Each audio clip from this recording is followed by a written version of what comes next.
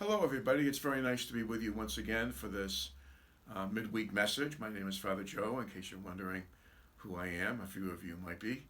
And very, very happy to do this. I'm just thinking of a very brief inspirational moment that I had many, many years ago when I was in a previous parish. I'll never forget one night the phone rang. It was around 7:30 in the evening. And there was a frantic woman on the line. And she was calling because she was having troubles with her teenage son. I didn't know this family too well. I knew the name, but didn't know them too well.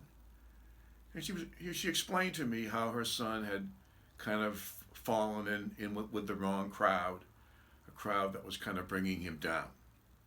He was doing drugs, he was doing alcohol, he was stretching curfew and all that. And she had really had it. She was really upset about it. And she said, I'm wondering if you could meet with him and talk some sense into him. So I looked at her and I said, Me? Really? I said, I'll do what I can. Is he willing to come in and chat with me? She said, yes, he is. So we set up a time. He came in one afternoon, and there was a Friendly's right down the street from the rectory.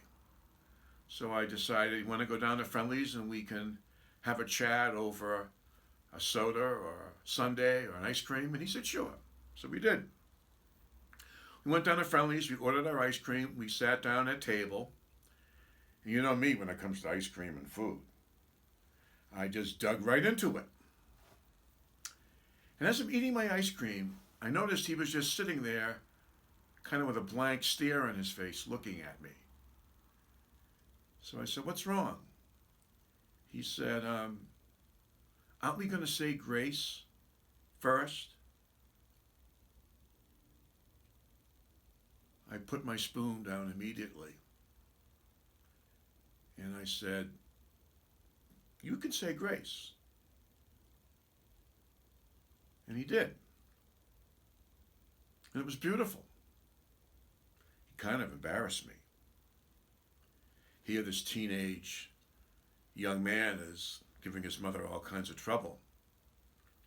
And he kind of puts me right on the spot and makes me think twice about, why didn't I offer to say grace first?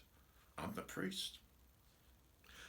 I have never forgotten that. That was something that happened well over 30 years ago. And I've never forgotten it. We had a very, very nice conversation. It was a conversation around for all the negative stuff that was going on in his life and his relationship with his mother. I tried to get him to see that he was really a good kid deep down. And we tried to affirm that goodness, affirm what needed to be affirmed, challenge what needed to be challenged. We had a very, very nice conversation. It lasted about an hour or so, and then he left and I went back to the rectory. And I'll never forget kneeling down at bedside that night before going to sleep, thanking God for the gift of my day and thinking over the day and thanking him for that moment that I had with that young man who stopped me in my tracks. To think about something very, very simple and basic, like saying a grace before a snack or a meal, that sometimes I could easily overlook because I could so easily be distracted by so many things going on in life. And I thank God for the gift of that moment, a gift that gave me more than I probably gave him. Here he was coming to me, looking for some advice. Hopefully he got it.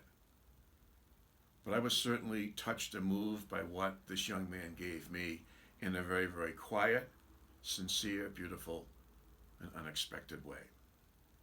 I have no idea where this young man is and what he's doing with his life and where he's living, what's happening today for him.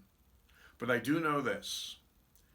A teenager, well over 30 years ago, got me thinking one day. And he left footprints in my heart. And I will be forever grateful for them. Have a good one. Blessings.